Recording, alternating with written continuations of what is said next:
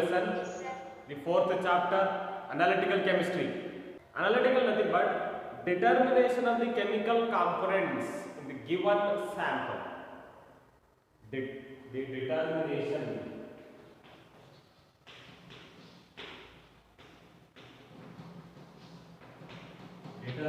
of chemical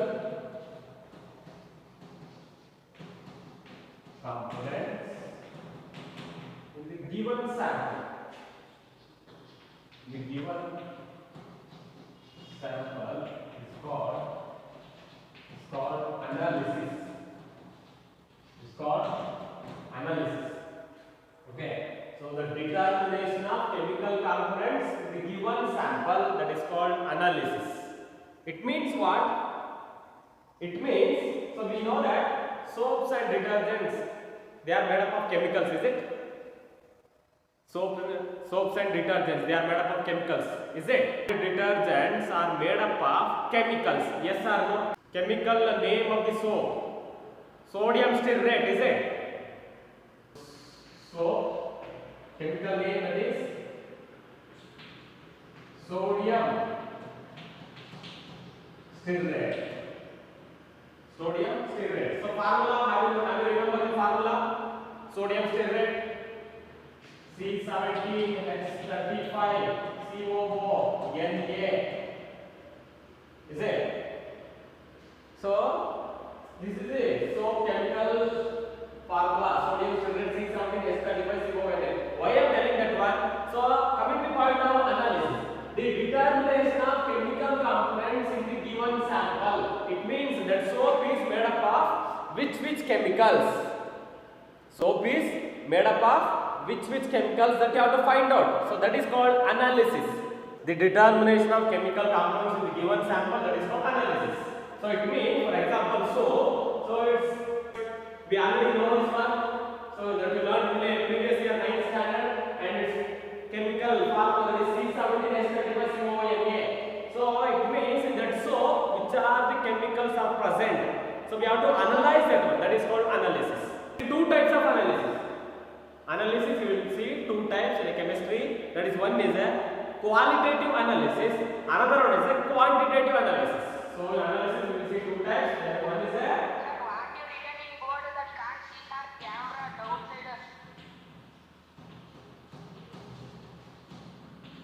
qualitative analysis.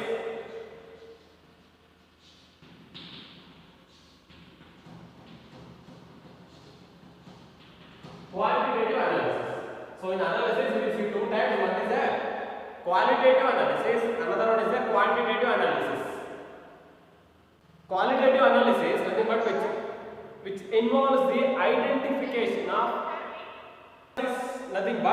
which involves the identification of unknown substance. That means, so you are taking one substance, chemical substance. So in that one we have to find out which are the chemicals are present. That is called qualitative analysis, which involves the identification of unknown substance. Identification of unknown substance. So that is called qualitative analysis. Qualitative analysis. Now coming to the point of quantitative analysis. So what is the quantitative analysis? Quantity. So this word you will remember, is it? Quantitative analysis. So what is the quantitative analysis? It means, so for example, so its chemical formula is C17H35COO. So in this formula, in this chemical formula, carbon present how much percent? So hydrogen present how much percent? And similarly oxygen present how much percent? And sodium present how much percent? The percentage we will find out. That is called as a quantitative analysis. Clear? Which involves the determination of composition of a mixture. So it is a mixture. So soap, that is a mixture because it contains carbon, hydrogen, oxygen, sodium. So in that, how much percent the carbon is present? How much percent hydrogen is present? So that is a quantitative analysis. Quantity. Okay. Determination of composition of a mixture. determination of a composition of a mixture. So in that mixture, how much percentage is there? That particular element, how much percentage is there? Okay. So that is called quantitative analysis. Next now. So as I told, qualitative analysis. It means identification of unknown substance. Identification of unknown substance. How to identify this? So that is the next step now. Now qualitative analysis means identification of unknown substance. How to identify the unknown substance? It means one of the chemical is given to your hand in the laboratory. So how to identify? So it is a which chemical? Okay. How to identify? It is a which chemical? So for that you have to do some of the test. Okay. Some of the test you have to do in the laboratory. Is it? So for that one, so to find that which chemical it is, we will use some reagents. Okay. So in the laboratory, we are using some reagents. So some examples I will give just for the reagents. Alkalis, they are very good reagents. Alkalis. So you know in the last chapter we studied regarding about the alkali. So you have to find out which chemical it is. So how to find out which chemical it is? You have to do some test. Okay. So chemical test you have to do that. So for doing the chemical test, we are using some of the reagents. Okay. Reagent. What is the reagent? Reagent is a substance that reacts with the another substance. Reagent is a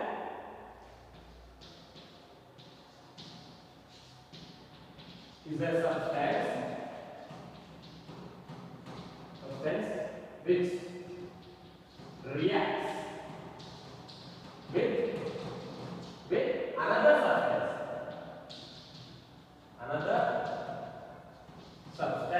That is called reagent. So to do the chemical test, some of the reagents we will use there. Okay. To do it means to find out that which chemical it is. So we will use reagents while doing the test. So we will use some reagents. So a reagent is a substance which reacts with another substance. Okay. Now as I told, alkalis are very good reagents. So in the laboratory we will use alkali as a reagent.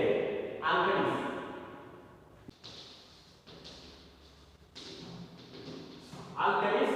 So alkalis they are used as a reagents in the laboratory. Okay. Keep it in mind that alkalis are important laboratory reagents when they are added to the certain salt solution. When they are added to the certain salt solution, characteristics colored precipitate of metallic hydroxide will form there. It means for this some salt solution, if you add the reagent, that is alkalis, it will form the colored metallic hydroxides. So using the colors also we can identify the metal ions. So using the colors also from the salt solution we can identify which ion it is from the color. Okay, from the colors also we can identify which ion is present in that salt solution. Okay, I will tell you that one in the next concepts. Now using the colors also we can identify which metal ion is present in that salt solution. Okay, so to do the test we will use some alkalis. We will add the salt solution to the alkalis. It means reagent. Alkalis they are reagents. Okay, so they will form the colored precipitate. Okay, so from that precipitate we can identify which metal ion is present in that salt solution. Clear? So writing some of the reactions, I will explain that one. Okay, now some of the colors substance are present in our, it means in some of the elements they are present as, some of the ions they are present as a colors and few ions are present as a colorless. So which are those? Now coming to the point of periodic table. Okay, the colors of the salts and their solutions. The salts of representative elements. representative elements. So which are the in the periodic table for which group you called as a representative elements? In the periodic table for which groups we call it as a representative elements? Group 1, 2, group 1, 2 and from 13 to 17. 13 to 17. The groups they are called representative elements. So for which group we call it as a representative element? Group 1, 2 and 13 to 17. 13 to 17. Okay. So group 3 to group 12, it is not a representative elements. They are transition elements. Okay. So usually representative elements are colorless. Representative elements are colorless. Keep it in mind. Yeah? So which are the representative elements? So group 1, group 2 and next from group 13 to group 17. Group 17. Okay. So for 1, 2, 3, 4, 5, 6, 7. Totally 7 groups are there. They are called representative elements. Okay. First to second from 13 to 17. They are called representative elements. And why I am telling? So they are usually colorless.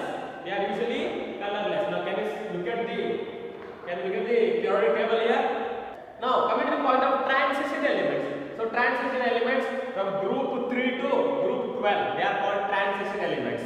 Group 3 to group 12. They are called transition elements. Okay. They are usually colored. Transition elements from salts elements group 3 to they are generally colored. Okay. So transition elements they are colored from group 3 to group 12. Representative elements first group, second group and 13 to 17 they are called representative elements. They are colorless. They are in their salt solution they are colorless. But transition elements they are colored. Clear? Examples. So by adding, before going to the example, by adding the reagents to the salt solution, we can identify which metal ion is present in that solution. Okay. And few examples are given in your textbook. Okay, few cations and anions, colorless ions and colored ions. It is given in your textbook, page number 63. So look at that, cations. So some colorless: ammonium ion, sodium ion, potassium ion, calcium ion. So magnesium ion, aluminum ion, lead ion, zinc ion. These are colorless. Okay, these ions are colorless. Clear? Colorless ions. So colored. So I told about the cations. Now anions. So some of the anions also are there which are colorless. Okay. For example, chloride ion, sulfate ion, carbonate ion, nitrate, hydrogen carbonate ion, sulfide ion, bromide ion, acetate ion. These are anions. These ions are also colorless in their salt solution.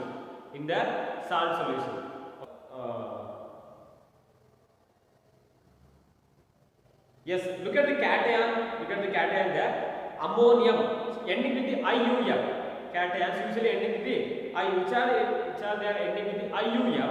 Ammonium ion, potassium ion, calcium IUM, magnesium IUM, aluminium IUM. Usually they are colorless. Keep it in mind. Okay. So that is a trick to remember. So cations which are ending with the IUM. Cations which are ending with the IUM. Magnesium ion, potassium ion, aluminium ion. They are ending with the IUM. No, they are colorless. Usually they are colorless. Okay. Now anion, as I told. Now colored ions. Now coming to the point of colored ions. Till now we studied about the colorless. Colored ions. So cupric ion, ferrous ion. So cupric ion that is blue in color in its salt solution. Cupric ion. Cu2 plus. So if Cu3 plus is there, cupric. Cu2 plus. Cu3 plus is there, cuprous ion. That's it. So copper, it has a variable valency. Copper has a variable valency, no? Cuprous and cupric. That and all you learned in the last year. Similarly, ferrous ion, Fe2, that is light green color. Okay, ferric ion Fe3 plus, yellowish brown, yellowish brown. Then how? So if they ask in the exam, how you will distinguish between the ferric and ferrous? So ferric Fe3 plus, ferrous Fe2 plus. So and by color also we can distinguish that one. Okay, if you are getting light green color, that is a ferrous, ferrous. Okay, so yellowish brown color, that is a ferric. So from color also we can distinguish between that ferrous and ferric. Keep it in mind there. Next, nickel ion. Nickel ion, that is green color. Chromium ion, chromium ion, green color. Manganese ion, pink color, pink color. And some of the anions which are colored permanganate, MnO4, pink or purple. Permanganate, permanganate, pink or purple. Okay, dichromate, dichromate, orange. So dichromate formula is Cr2O7. Cr2O7 2 minus. It is the anion. Okay, so that is orange in color. Dichromate. Chromate ion, chromate ion, CrO4 2 minus. That is yellow in color. That is yellow in color. Okay, so go through your textbook there, and you should learn that one. Clear? Colorless and colored ions, few colorless and colored ions is given in your textbook. So learn that one. Now coming to the point now, the next concept. So as I told, for the salt solution, if you add the reagent, that is alkalis, so it will form a metallic hydroxide. Okay, insoluble metallic hydroxide. It means precipitate will form there. Precipitate. So what do you mean precipitate?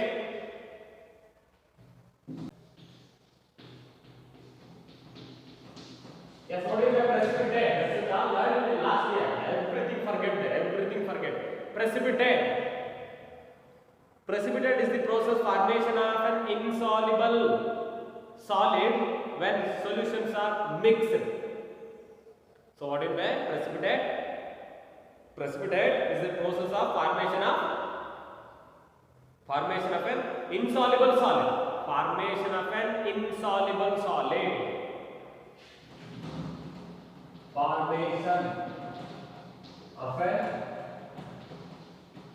in the solution.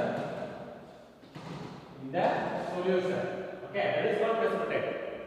When two solutions, if you mix that in a salt solution, if you mix that one, they will form the insoluble precipitate. Insoluble precipitate. It means, so in the lab we will do some experiment. We will take the, okay, what it is? What it is? I written on the board test tube it is. Test tube, okay. So inside one of the salt solution is there. So I will consider that calcium nitrate, CaNO3 twice. CaNO3 twice. Calcium nitrate is present inside the test tube. Inside the test tube. Can you look at the board now? Can you see the board now? I will add the reagent, alkali. Okay, reagent. I will add that is sodium hydroxide. I will add that. Sodium hydroxide is the alkali. I will add drop by drop. I will add drop by drop. It will form the precipitate. It will form the precipitate. Above that solution, salt solution, it will form the precipitate. Alright. Precipitate will form there. Okay. So that is a insoluble solid. That is a insoluble solid. Okay. So that is calcium hydroxide. Calcium hydroxide. So it will form the insoluble solid. Insoluble solid. So it will form the white precipitate. White precipitate. Okay. White precipitate. Precipitate will form there. So white precipitate, that is a, so which chemical it is? Calcium hydroxide. Okay, that is a white precipitate insoluble solid. So from these we can identify. So if you do further test, so you will get to know that. So one of the metal ions present in that calcium hydroxide, that is calcium. So which metal ion it is? Calcium. Calcium. Okay. So to tell the precipitate, explain that one. Precipitate nothing but it's the process formation of insoluble solid in the salt solution. In the insoluble solid when solutions are mixed, they form the insoluble solid when solutions are mixed. Okay, that is called precipitate. Okay, keep it in mind there. Next, second point now, action of sodium hydroxide solution on certain metallic salt solution. Action of sodium hydroxide. Action of sodium hydroxide. Action of sodium hydroxide. Sodium hydroxide on some of metallic salt solution. Metallic salt solution.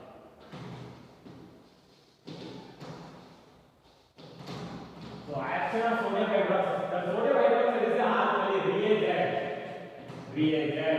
Alkali is reagent. I already told that to identify the which metal ion is present in that salt. So to find that one, you will use some of the reagents. So that is the reagent, that is nothing but alkalis. Okay, alkalis they are acting as reagents. Okay, so from they will form the colored ions, colored hydroxide ions. So from that color precipitate, we can find out which metal ion is present in that salt solution. Okay, so one example I will take there. So thermal reaction when salt solution added to the alkali, they will form the metal hydroxide plus salt formed in the solution, and byproduct one of the salt is formed. So for the metal from salt solution, we will add alkali. Okay, so it will form the metal hydroxide. It will form metal hydroxide plus salt solution. It is soluble salt. It is one of the byproducts. Okay, so metal hydroxide is a major product. From that metal hydroxide, it means precipitate. That metal hydroxide is present as a precipitate. This is insoluble solid in that solution. Clear? So from that you will identify which metal ion is present in that salt solution. Okay, so for example, calcium. So I will take calcium salt now. So for calcium nitrate salt solution. Now that metal present independently, they will not present. They are present in the salt formation. Okay, so calcium nitrate, NO3 twice. Calcium nitrate. For that, I will add the alkali reagent, NaOH, sodium hydroxide. It will form the acetone metal hydroxide. Can you tell me the formula of metal hydroxide here?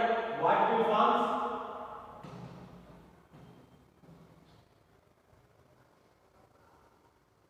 Can you tell me that metal hydroxide? What it will form the product here? Calcium hydroxide will form it. Okay, so white precipitate it is.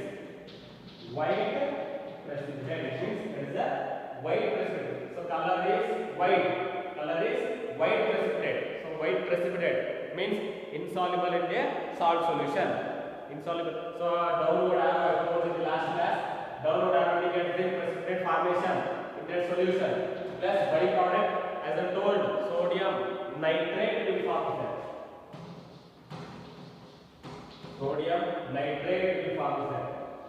Okay, sodium nitrate. So the white precipitate is formed now. As I told, I explained by writing to it, by showing one experiment that is in a beaker salt solution. In a beaker, I will take a calcium nitrate salt solution. For that, I will add the alkali sodium hydroxide. That time will form the precipitate that is white in color. That precipitate is in a white in color. Okay, so white in color. So from that, white in color means calcium hydroxide will form there. Calcium hydroxide will form. That is the white in color. So if you do the further test, so by taking the precipitate after filtering, okay, so that white precipitate indicates the presence of calcium ion. So presence of calcium ion. So this is the test for the identification of calcium ion using the organic reagent. So from these you can find that which ion is present. So these tests indicates the presence of calcium, Ca2 plus calcium ion. Okay.